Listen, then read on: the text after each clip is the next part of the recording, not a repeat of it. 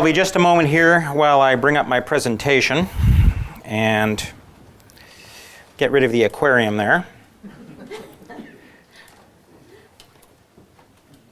And here we go. I'm really quite pleased to be able to speak here today. The topic of my talk is the growing crisis in cybersecurity. The title about insanity rules, I hope, will become a little clearer as I go along in the talk. So to start with any kind of situation, you might ask, how do people rate the current situation? What do we use as indicators of the current state of cybersecurity? And one of the things we might do is look at indicators provided by organizations in the field.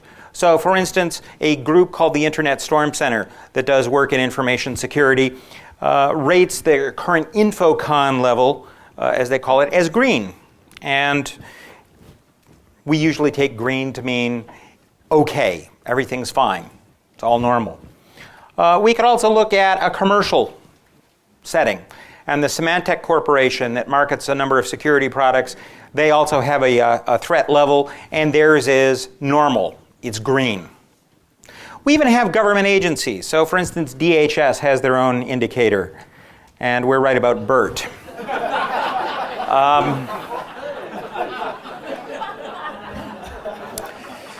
I think BERT is somewhere between buy saran wrap and buy duct tape currently. But the real situation that we're dealing with is one of tremendous threat that is continuing to grow and be very oppressive for those of us who actually have to manage computing systems. If we look at the kinds of vulnerabilities that are disclosed in the open literature or to organizations that track these things, for software that is in common use by government agencies, law firms, medical professionals, government at the local and federal level, universities and elsewhere, and the kinds of systems that many of you are running at home, the vulnerabilities have been increasing up until last year when, interestingly, they took a 10% dip. But we're still seeing them reported at a rate of about 20 new vulnerabilities per day across all of those computing systems. Now, for anyone who's managing computers, trying to install those and test them to make sure they don't break anything, to make sure they still work, to roll them out on a number of machines is a very daunting task to do even one. To do 20 per day is just an unimaginable load, and many of them simply don't get patched. Currently, there are well over 250,000 known viruses and bits of malware. The numbers may actually be 500,000, primarily for Microsoft products. And I'm not going to go into detail on that, but you note that I'm using a Macintosh, and as a security person, there's a reason for that. And we're seeing large-scale doubling of attacks nearly every year. Some numbers, big numbers. Estimated losses in 2004, when there was a study done as a research study, $100 billion in losses. The FBI estimates that in the US alone, $67 billion in losses to computer crime each year. 90% of businesses in the US report some kind of computer security incident annually. Now, what I think is really astonishing about this number, this 90%, is that means that 1 out of every 10 businesses don't have controls in place to note when they have a problem. Because pretty much everybody is hit with some kind of computer security problem, no matter what they're running. 90% of home systems have, on average, 30 or more instances of spyware or adware. So all those of you who are running a computer at home, if you're running a standard Windows operating system with an Internet Explorer browser, you've got a lot of these parasites on your system, and you probably don't know it. This was a study that was done by the people with Earthlink Networks. They actually installed software on a sampling of several hundred of their customers. They found only 2 or 3 who had none. And in the worst case, one person had over 1,000 instances of spyware and adware. And when they pointed this out, he said, well, I thought it was getting kind of slow. I thought maybe I needed a new system. Yes, well. Google, through their Postini service and their mail service, report that they block 1 billion spam email messages per day just for their customers. You know, that isn't all. That's just their customers. They figure the average is 100 spam messages per account per day. So those are some pretty heavy numbers for green situation normal. Phishing. You may have heard about phishing. You may have been warned about this. This is where you get emailed and it looks like it's from a bank or a company that you've done business with or a store, and they tell you that your account has something wrong with it, or you need to re-verify your information, and they give you a web link, and if you click on it, the web page looks like it's the bank or the department store, but it's not. It's actually part of a fraudulent scheme to gain your personal information to impersonate you, to create some form of credit fraud. The bit of advice I would give all of you is if you get email or a phone call or even a visitor to your door claiming to be from your bank or a credit card company or anyone else, don't give them any information. Instead, say, thank you for telling me there's a problem, if it's on the phone or in person. Or on email, you just note that there's a problem. Then take out your credit card and call the toll-free number on it and ask to speak to the fraud department or your accounts payable to see if it really is a problem on that card. Don't trust anything you get in email, including those offers from the deposed prince of Nigeria to... He never followed up to any of my mail. I don't know. The chart here is a little bit confused towards the end there, but basically this is showing the increase in the number of phishing reports that have been made from common targets, over 700% in a year and a half. This is an increasing form of fraud, increasing rather rapidly. The majority of the people perpetrating these frauds are outside the US, but it is an increasingly significant problem. Coupled with this is that many of those phishing emails or the sites that you visit, even if you don't fall for filling in the information, by visiting it, it installs some of that Trojan software on your system through vulnerabilities in your web browser. And so what we see here is a significant increase in the number of variants of these downloadable attacks that are being inserted into the phishing emails and phishing sites. So this is just to give you a sense of the growth over time. This is not a problem that's growing slowly. This is growing rather quickly.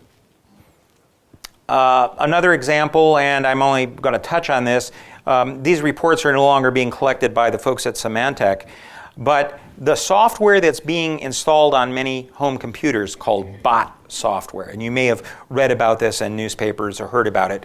The idea behind bot software is there is some piece of attack code that normally you might click on an email or it would come in through your web browser, and it burrows into your system software and hides itself so that your tools and your programs, you don't see it.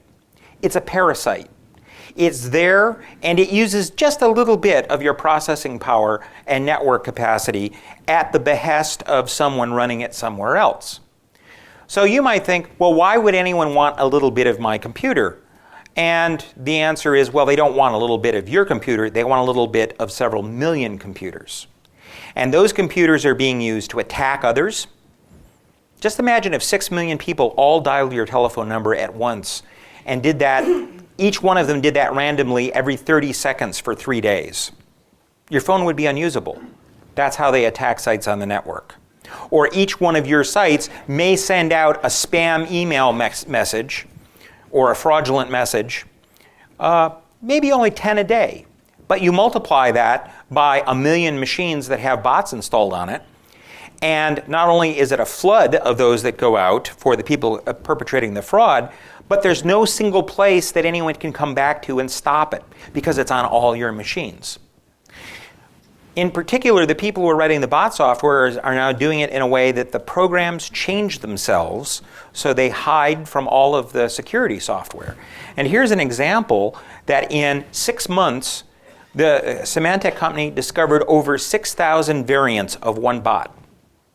1,000 variants per month, 35 to 40 variants per day, changing itself that rapidly so that their programs wouldn't be able to spot this after it installed itself on some machines.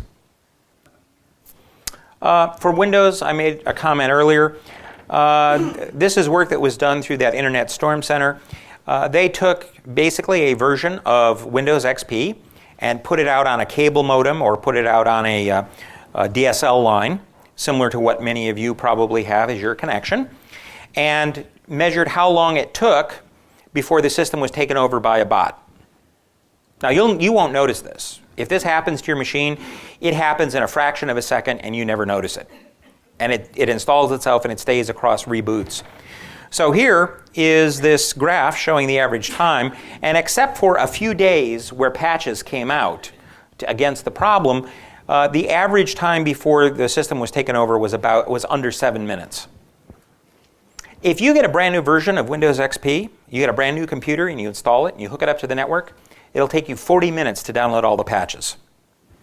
40 minutes versus 7 minutes average. You don't have a chance. Some statistics out of 2007. I'm not going to go through all of these, but again, a very large number of vulnerabilities. And these are the reported ones. Not all are reported. There are many that are actually being used by some of the criminals without them being discovered right away. An increase since 1995 of over 200 times in terms of the number of vulnerabilities in regular software. The point of all this, as somebody who works in this field, I can tell you that detection, the standard kinds of things you do with antivirus software, for instance, or intrusion detection software if you're running a company, is pretty much doomed. Because on average, there's a new virus being reported to the vendors every 15 minutes. How often do you update your antivirus software? There's a new vulnerability being reported for a commonly used software platform on average every 90 minutes. How often do you apply patches? There are over 10,000 hosts per day that join some of the major botnets. The StormNet was written about 4 months ago as something very, very large. There are at least 2 million machines that are part of the Storm botnet, as many as 6 million. And part of this network was purchased. It was rented out. The people who have these botnets rent them to people. So for so many dollars per 100 of machines, you can rent their botnets, and they will run whatever you want on it. And so part of the Storm botnet was used in the attack against the country of Estonia about a year and a half ago. And for phishing emails, there are about 1,000 unique versions of those going on in the US every day. And one of the things that's important to know, it's not simply your PCs. The machines on your desktop represent only about 2% of all the computers in the world. The majority of computers are used in appliances. They're used in government systems. They're used in controlling light and power and water and telecommunications. And all of those are targeted too. They're just targeted by different people. We are now seeing instances in Europe where some of these criminal groups are setting up attacks either on public infrastructure or banks or large companies and extorting money from them. That either you pay us or your whole system goes down. And there's evidence that some of these companies and governments are actually giving in and paying the blackmail. So the problem's growing. I mentioned some of this. Organized cybercrime is increasing. This is not individuals anymore. This is not hobbyists. This is not people trying to prove something. These are people who do it as a business. In fact, some of the things that have been tracked, some of the known botnets and some of the known exploits, map to a 9-to-5 workday in the Ukraine or in Bosnia or in Nigeria. And so you can see some of the major groups are actually doing that as a day-to-day job, and they take off 3-day weekends occasionally. But this is how they're making money. One of the Russian groups was believed to be pulling in on the order of $1.6 million a day in credit card fraud.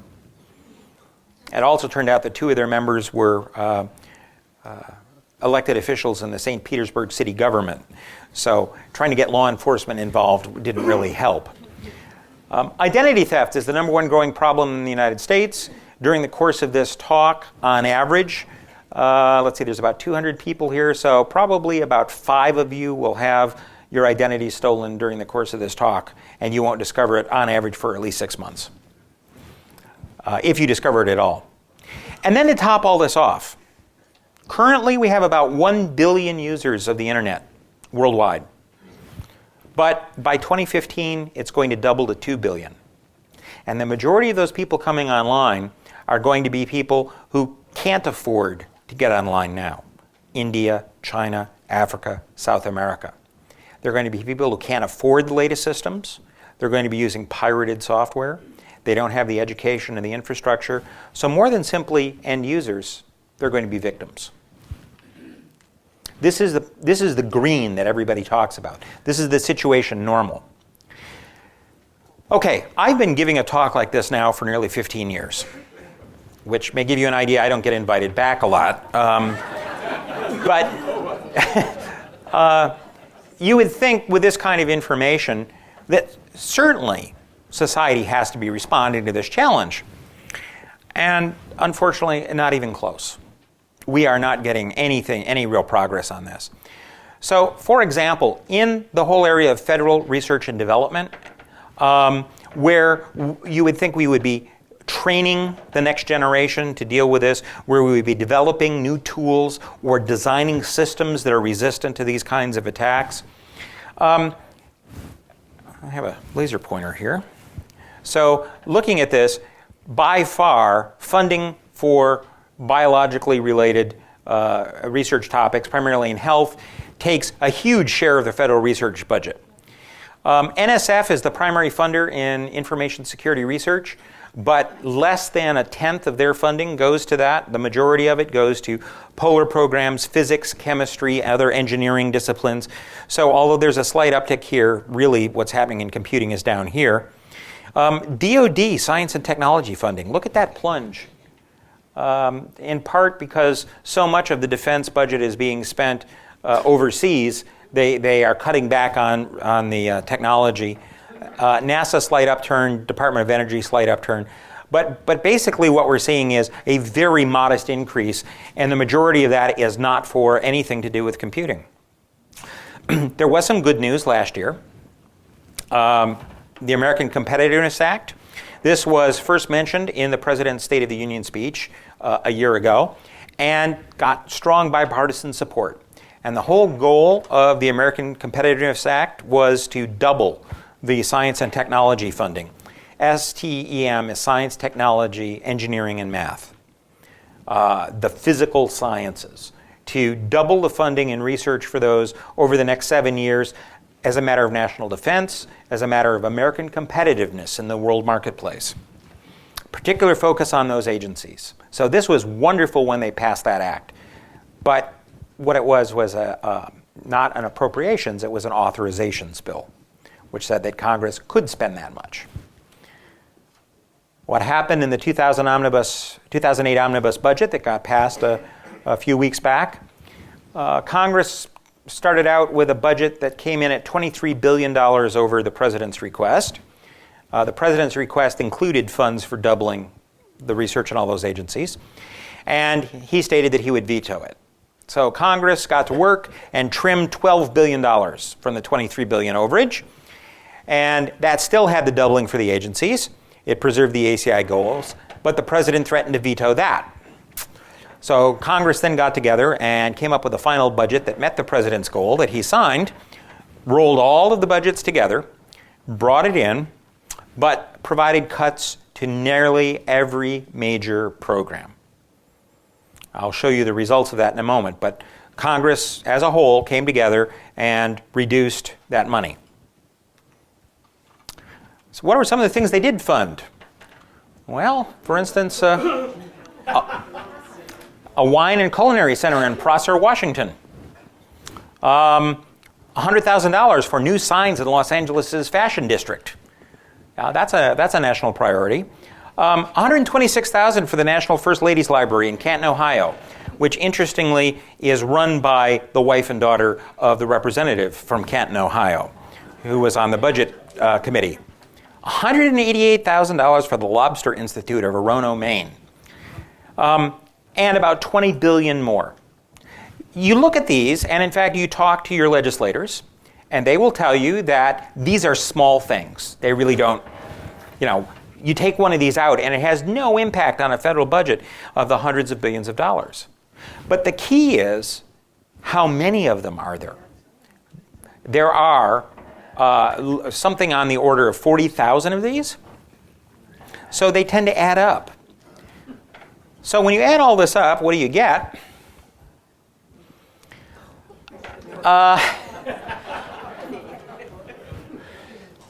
Inflation last year ran at a rate of 4.1%. So NSF's increase of 2.0 is actually a reduction in their funds of 2%. NIST, the National Institute of Standards and Technology, their research division, their funds only went up 1.4%, so they had a drop of 2.7% overall in funding. Department of Energy Science actually made a tiny gain. But money was cut, and they're shutting down some of their high-energy experiment reactors. They've dropped out of the international search for fusion energy, which could be a green energy source, because the money isn't there. NASA, their budget, if you look at it, went up, but they have to spend it all on the manned exploration program, so their research budget is actually down. I don't have the numbers. And the Department of Defense research down 0.5%, couple that with inflation, 4.5% down on defense research, so that we can support the Culinary Institute and the Lobster Museum and the First Ladies Library and all of those other projects. Industry funding over the last several years for research has also gone down at a fairly regular rate. And for those of us who are trying to get some support for the area of research and information security, this is not good news either. This is where my institute gets most of its base funding is from industry, and we're losing that. And why is that? Well, part of it has to do with something that was described by a gentleman by the name of William Foster Lloyd back in 1833 when he was looking at economics. And it was popularized in an article in Science magazine by Garrett Hardin, who christened it The Tragedy of the Commons. And I don't know how many of you have heard of that. Many people have not. But I'm going to explain that to you, and maybe you'll see. And basically it says that individuals or individual organizations acting rationally may end up doing things that are harmful for the common good. And the way this works is, imagine you have a village green. Okay, so the tragedy of the commons area in your typical English town or New England town. I don't know that maybe you have a village sand dune or something here in Pensacola.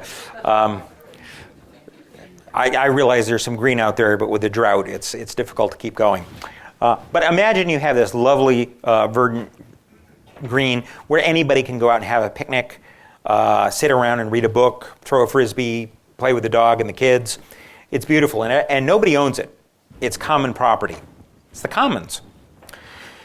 And because the rain hasn't been so good, you happen to notice that this grass is beautiful compared to your pasture, so you turn your sheep out on the green because the grass is much nicer there than the grass that the sheep have nibbled down. And you're considerate of the people who want to use the green, so you make sure your sheep wear boots. Well, your neighbor next door, she sees you have your sheep out there, and your sheep look really happy, and they look like they're get well fed. So she's going to send her sheep out into the commons. And your neighbor across the street sees the sheep out there and figures, well, I'm not going to be at a disadvantage here. I'm going to make sure that my sheep get in on some of that. And so before very long, everybody in town has sent their sheep out to the commons because they all want to partake of that common good, that common resource. Now, if you look at this as a matter of economics or self-interest, everybody knows the sheep are going to overgraze. But if I'm the one who takes my sheep out, I'm at a disadvantage. There is no reason for me to remove my sheep.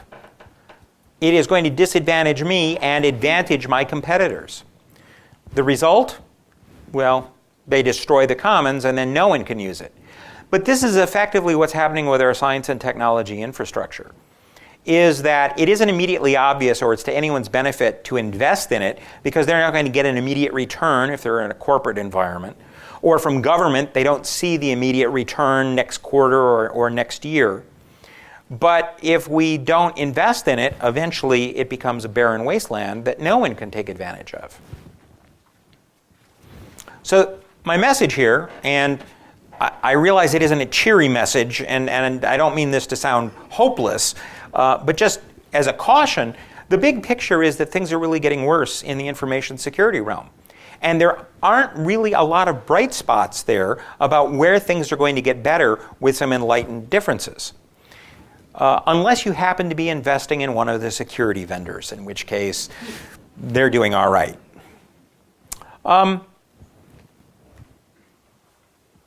So this is where the title comes from. Widely attributed to Albert Einstein, insanity is doing the same thing over and over again and expecting different results. Now, for those of you who actually have some background perhaps in English literature, it was not Albert Einstein. John Dryden, the playwright, in his play The Spanish Friar, which I'm sure you see on a regular basis. But nonetheless, this is one of the most memorable parts of that in talking about how doing the same thing over and over again, expecting different results, somehow is a sign of insanity. And we have a lot of insane behavior in the way we look at security. Those of us who build software and those of us who use it, or those of us who think about security in any terms. And I want to illustrate for you some of the things that I believe are examples of that insane behavior. Now, I teach several semester-long courses, so I'm not going to be able to give you the full list.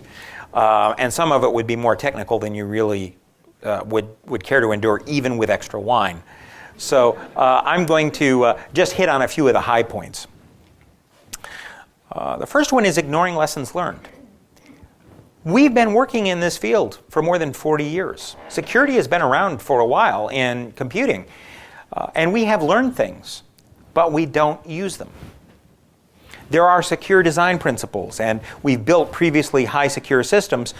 But part of the problem is that the things that lead to good security don't always make a good user experience. So we could make your home system much more secure, but you might not be able to load up computer games when you want to, or visit all the websites you want to, because there would be things in place that would block dangerous activities, and that would annoy you. And if it annoyed you, you might not buy the products, so the vendors don't want to build these in. We have the experience, it's simply not being used well. Oops, this way. Another one is, you've probably heard about patches or security patches. People in the community have this bizarre notion that somehow making a patch is the same as security, or that the ease of making a patch is the same as security. It's very difficult to illustrate software, so I've got an example of, I'm sure this isn't the wiring closet here at the Institute. You could probably make a joke, this is probably the wiring closet at your local phone company or ISP. This is an actual ISP, an internet service provider. And they missed out on one of the cardinal rules of running a data center, which is you never make a temporary wire. Because temporary wires end up becoming permanent, you no longer know what they mean. This is the way it is in software. So when you download those monthly patches from the vendor or weekly patches to your software, this is what's going on effectively inside the software. And there are people who believe that responding quickly with patches or more easily with patches somehow makes a system more secure. And I can tell you it's a bad idea. Imagine that you went to a nearby car dealership and you bought an automobile and you drove it off the lot and you discovered that randomly as you drove it, sometime on average every 5 miles, a wheel would fall off and the car would veer off the road into a tree. Now, if it turned out that you could easily bend the bumper back with a hammer and change the tire yourself, does that mean the car is safer? The problem is we're not designing systems that don't need patching. That's the problem. Making it easier to patch is just making it easier to cover up for mistakes and easier to ship things with mistakes in place. It's sloppy workmanship. A problem, and I've discovered that there are regions of the country where the pronunciation of this varies. It's either homogeneous or homogeneous, depending on where you're from. But the problem is we have too many systems that are similar. And this is no different than genetics. If everything you plant is the same variety of grape or corn, as soon as you get a disease come through, it goes through everything. If we all didn't have different immune systems, then a really bad cold or the flu might destroy us all. We do the same thing with computers. In fact, the government standardized on Windows computers. To me, that says a lot about government right there. But one of the arguments that was made is that market forces would result in better security. Well, market forces can't work unless you provide market pressure. So if you mandate using only one kind of system, if only one kind of system is compatible with the software you're providing, or if only one kind of system is allowed to be used, there's no market forces there. There's no pressure to get better. There's no urge to fix the problems.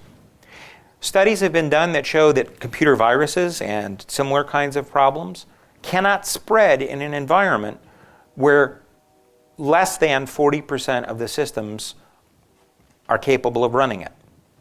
So if you have a mixed environment of computers, and by the way, a system of all Macintosh would be just as bad. But if you have a system of mixed computation, it's safer. Why don't government agencies, why don't universities, why don't other places promote that as a security means? In part because of cost, economics. But it's a false economics because they're trading greater risk and greater damage at the end in return for a short-term gain for reducing the support costs. This also has a big impact on basic research. So several times I've submitted proposals to funding agencies and companies for a new computer architecture that would be immune to some of the security problems. And I get reports back going, this looks very good, but it won't work on Windows. I guess I didn't explain it very well. What I can say about these similar systems, of course, as a computer scientist, I have to have a Dilbert cartoon. Dilbert to Dogbert, my invention will turn people into mindless sheep. And Dogbert to Dilbert, I'm curious how you'll know it works. I assume it's mostly a cosmetic change. Kind of in keeping with the earlier slide. And of course, Mark Twain, just one of my favorite philosophers, whenever you find yourself on the side of the majority, it's time to pause and reflect. Another failing, and we're all guilty of this, we accept failures far too much without complaining. Stop for a moment and think, how much of your life have you spent sitting and watching at a blue screen while your system reboots itself? At work or at home? And have you ever complained to the vendor about it? Have you ever done anything in the marketplace to register your disapproval? We don't. We've had these failures by vendors and by law enforcement, and we accept it. We don't complain, we just tolerate it.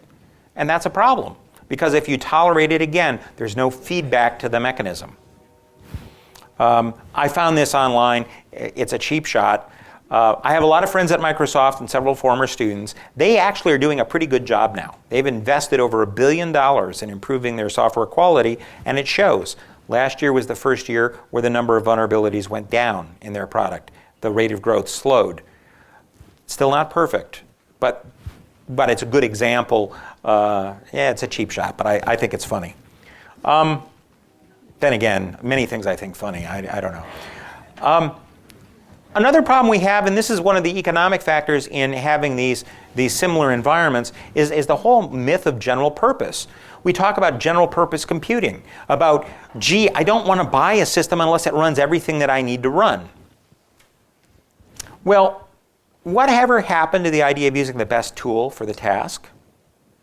I mean, I think many of us in our careers, we have that concept of using whatever is the right tool. Although I suspect that many in the audience have probably used a shoe as a hammer on occasion, or a stapler or something like that. But doing many things adequately is really no substitute for doing necessary things well.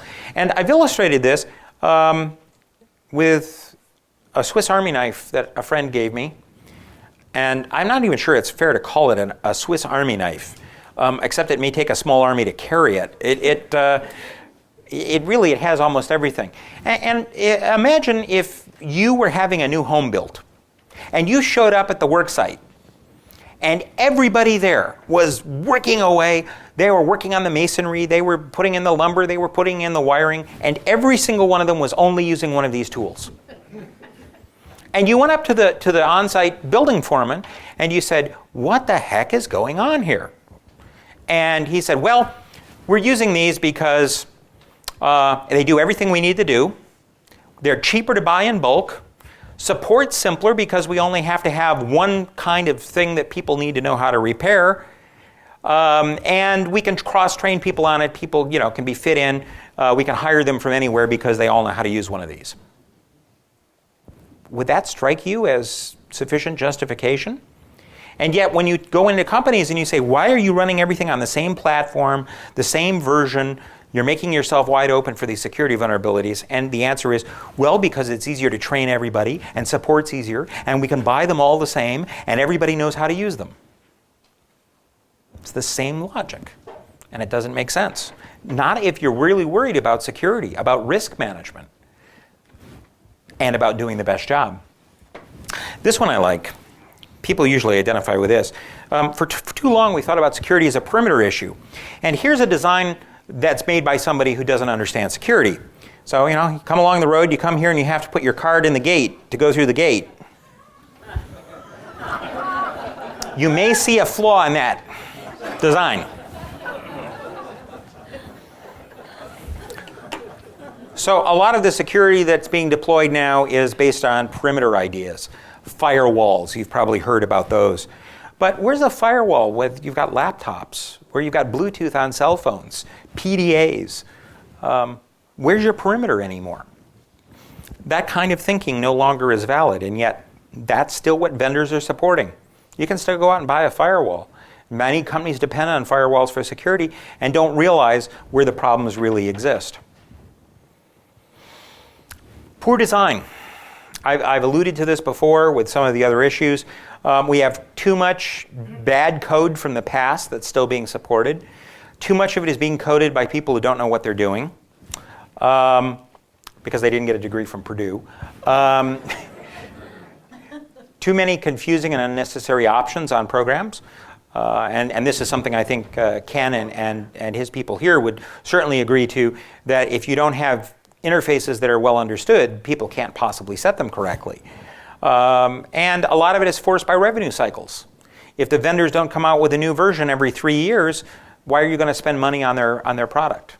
So they need it to be able to continue to force the growth and the revenue. A lot of the products out there are built simply because someone wanted to build it. A lot of the features that are in place, a lot of the products that you get, were never really designed for you, for a purpose.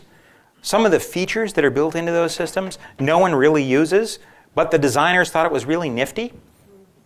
Have you ever heard of Easter eggs in software? This is a name that's been given to program features that are hard to find, but when you find them, they're kind of unexpected, and they're supposed to be fun. It's possible to build things in that you don't expect that are dangerous, but an example is for years, Excel, the spreadsheet, if you entered the right values into a couple of the cells, then hit delete and some other function key, would bring up a full-fledged flight simulator that was built into the spreadsheet program. Why? Because they could. And so you were paying for all that extra space and storage and the time spent to program and put it in, and probably the bugs it introduced. How do you know what else is in the software you're using? That could be a topic of a whole nother talk. Another big failing is not including people. The cartoon, that's supposed to happen whenever you mistype your password 3 times. Yeah. Can you know, this is a possibility for research here that we could do collaboratively. But what you have to keep in mind when you're designing or you're building any system is people are a part of it. If there were no computers, there would be no computer crime. But if there were no people, there would be no computer crime. You've got to have both, and they have to work together. And too many computer systems are being built without considering who's using them. And that's a problem. So those are just a couple. Just to give you a high-level view, there are a number of systemic failures that go through, and part of this is because the field has grown so quickly. It's a really new area. Computing really is only about 50, 60 years old, and that isn't very long for most science and engineering. But I'm afraid the situation is likely to get worse before it gets better, because we are continuing as a field and as a technology and as a society to push new technologies out that aren't well secured. Wireless, for example. So you may know of cases where people have driven by your house or your neighbors use your wireless network, and that can be a problem, depending on what they're using it for. Microsoft's Vista has a number of unknowns yet. We don't know what implications for adoption of it, or for that matter, Leopard, the new Mac OS. Networks are getting faster. We're doing more and more outsourcing. So, for instance, some of your medical records or insurance records or credit card records are actually being stored and processed in India or the Philippines because it's cheaper there. Unfortunately, one of the aspects is they're not covered by the same laws on privacy that they are in the US. So if there are problems that occur, we don't have the same kind of issues. I was talking with a bank vice president who said, well, we do a lot of our outsourcing to India because it's only 1/6 the cost and we save a lot of money. And I pointed out to him, yes, and it also means that you can bribe or blackmail somebody for 1/6 the money as well. How does that make you feel? He wasn't comfortable for about 5 minutes, and then he went on. There are a lot of other issues here, and I'm not going to go over all of them. But we're doing a lot of things. Voice over IP is another one, where we're using computer networks, cable networks, for telephone connections instead of the old traditional versions. Well, that's great, but what happens when there's a power failure or an earthquake, and there's no longer any power to run the cable systems? What are you going to use for your phones? Usually I have people in the audience say, I want to use my cell phone. Where are you going to charge the battery? So we have some other failure modes here that aren't being considered by the people pushing the technology. Instead of telling you how safe it is or how reliable it is, they keep telling you how cheap it is. And cheap is not always better. Right? Ted's usually the low bidder.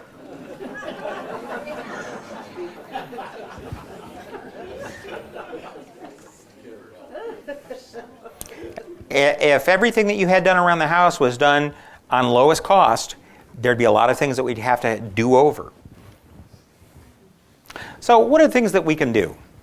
Well, we can think strategically instead of tactically, thinking longer term instead of short term, getting cheaper, thinking longer term. We can diversify the kind of technology we're using.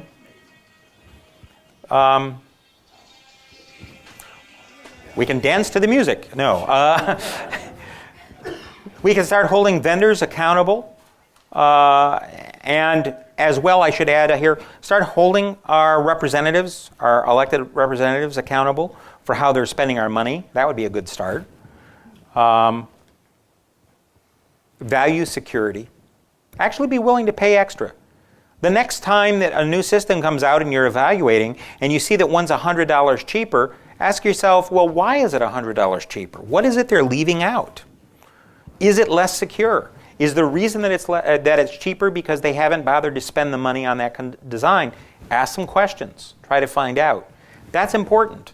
And that's important on anything you do. You investigate. Why is something cheaper sometimes? Or be willing to take the risk.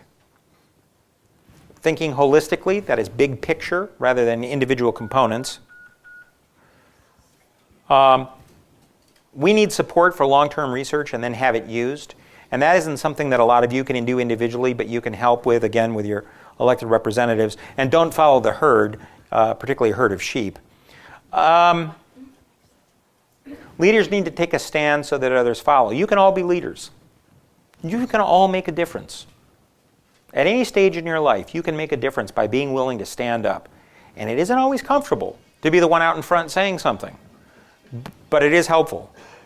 I hope this isn't all somebody's system melting down or the identity theft I was talking about. Systems tend to fail when I'm around. I don't know what... my center's been doing this for 10 years now, and we've made some modest success here and there. I've basically already said this, that to change the future requires some will. And with that, I thank you for your attention. I have, for those of you who are a little more web-enabled, a couple sites that may be of interest to you. The first is the President's Information Technology Advisory Committee. In February 2005, we gave a report to the President that I was one of the primary authors of on how to improve cybersecurity. And it so impressed the President that he dissolved the committee.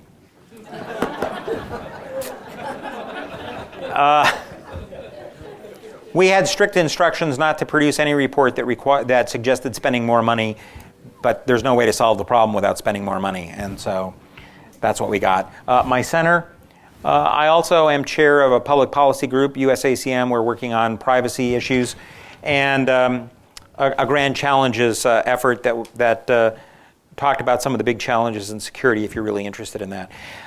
But if you have other questions, I'm available here to answer them. So if you will raise a hand, one of these young ladies will take a microphone to you.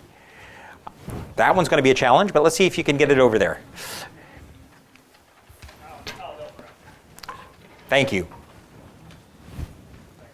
Dr. Spafford, I have a internet job board here locally. It's very popular, and I have about 27,000 resumes on it.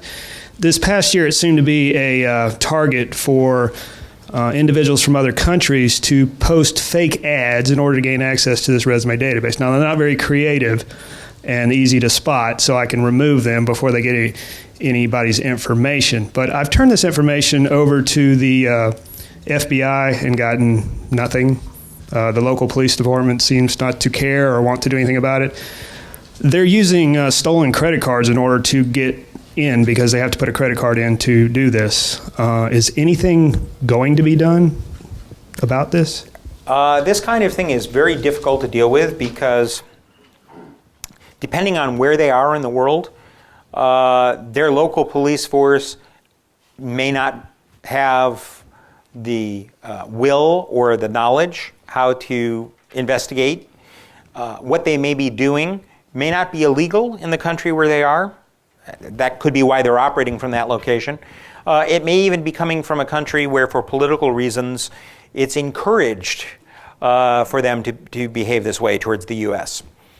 So that's one reason why you're unlikely to get help on every instance from law enforcement. Another one is the size of the fraud.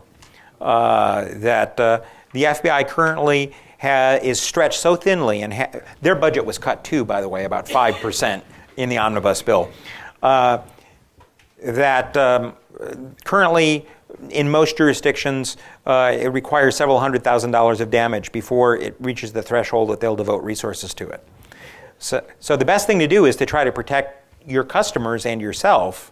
And like I said, it's easy to spot, and I stop that. So that's not an issue. It's annoying more than anything. My other question on that would be, the information that they'd be trying to gather is not any more information than they could get from a county database, really. It's name, address, phone number, and email.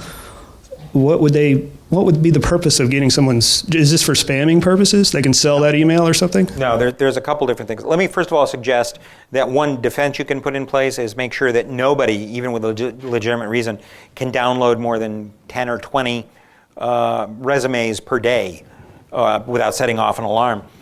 The reason that individuals are trying to get your personal information in whatever form is they can use it in frauds because they are better able to craft email that you think is legitimate because it contains some of your personal details, particularly if it looks like it's coming from your bank. They can use this information for crafting fake IDs or submitting requests for credit in your name. Fake IDs are a particularly big business for a number of reasons. That's the identity theft aspect, and I won't go into detail unless somebody wants more of that. But that's an example. And depending on the parties involved and who your likely clients are, there are kinds of frauds for employment. Many of you have seen the spam that says work at home and make $600 a day kind of thing. A lot of those are frauds that are set up so that it looks like a legitimate company. You register with them, and they arrange, and this is what they do. They're looking for people who are looking for work. They will send you, after a few days, some instructions about how to work on it. You have to open a PayPal account, for instance, and you'll see suddenly one day that you get a deposit of $2,000 in your PayPal account. And they'll say, okay, this is the first purchase. Now you can keep 10% as your commission. Send a check to this address for the remaining amount. You send a check. And about 4 or 5 days later, you find out that someone contacts you and says, where's the computer I ordered? That's what the money was for. They thought they were buying a computer. They gave you the money, and you're now liable for paying them back. The check is gone. It's been deposited. There you go. So those individuals who are looking for work are prime targets for that kind of thing. So there's a lot of other reasons, but those are a few. And so any collection of information like that is very valuable to some of these criminals, and they're very imaginative. We have time for a couple more questions. This gentleman was next, I believe, and then you, sir. Dr. Spafford, part of the reason why Microsoft has had compatibility issues is because for the longest time, Apple had hardware that was very specific to the operating system. My first question is, now that Apple has opened up more to more hardware options, have their compatibility issues and their vulnerabilities increased because of that? And second of all, do you think that, as far as hardware is concerned, that we should make hardware more restricted so that it's more solid? Good questions. The compatibility issue, there's a lot we can do in software, so it doesn't matter what the underlying hardware is. It may take some extra work, but it's commonly done. So we send email all the time, Linux, Sun, IBM machines, all kinds of different systems, because we've defined it at a high level with a protocol that's shareable. But it takes extra effort and extra cost, and not all the vendors have been willing to do that. Apple has had some more problems, but part of that is not so much the equipment, but because now their software is bigger. And so it's still, I think, better quality because they use a different design procedure. That's a much longer topic than I care to go into at the moment. As far as hardware goes, that's another issue in and of itself. Some of the hardware we get may be poorly designed. It can lead to problems. Some of it's too general. How we deal with that is an interesting question. And rather than actually address that, what we're doing is we're now making it cheap and available to a bunch of school children throughout Africa, South America, and Asia, so that they can all learn how to get on the accounts and send you phishing email. I think our friends at MIT are doing a wonderful job with one laptop per future criminal as their means. The gentleman here. Should I rush home after this meeting and disconnect and deregister from all my banking and financial accounts? I don't think that's the right solution. And I realize that a lot of what I said may cause many of you to worry. There are things you can do to be prudent about it. So, for instance, as I said, if someone sends you something, don't click on the links. So if you want to visit your banking site, type it in yourself. Don't click on a link that somebody else sends you. Examine your statements so that you know what's there. All of you are entitled under the law to a free credit report from each of the credit reporting agencies once a year. Every 4 months, pick one of the other agencies and get your free credit report and make sure there's nothing on it that you didn't see. At the end of the year, when you get your Social Security statement, check and make sure that you don't have wages from someplace in Idaho. And if there is, go report it and get it straightened out right away, especially if you haven't done anything in Idaho. Those kind of things are important. Make sure that you're running some kind of protection software, antivirus, anti-malware. Make sure you update your patches as quickly as possible. If you can afford it and you're able to do it, get a firewall and put it in place on the network. It will help. It won't solve all your problems, but it will help. And then just be cautious. If you see something that looks out of the ordinary, be suspicious about it. Seek out some assistance or ask questions. There's no reason we should give up on computing. It offers a lot of benefit to all of us. But we have to start being informed consumers and exercise a certain amount of self-restraint. We lock our doors at home, or at least I assume the majority of you lock your doors at home. The majority of you, if you see a suspicious vehicle on your street that keeps coming back, you might call the police about that. You might.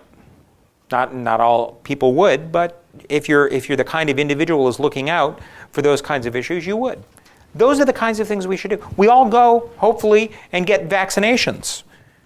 Ask yourself, when was the last time you had your tetanus updated? Many of you have thought about flu, but tetanus or the pneumovax or some of the other vaccines that are good for your long-term health, those are things that we should be doing. We should be doing the same thing with computing rather than being afraid of it and locking ourselves inside. Thank you.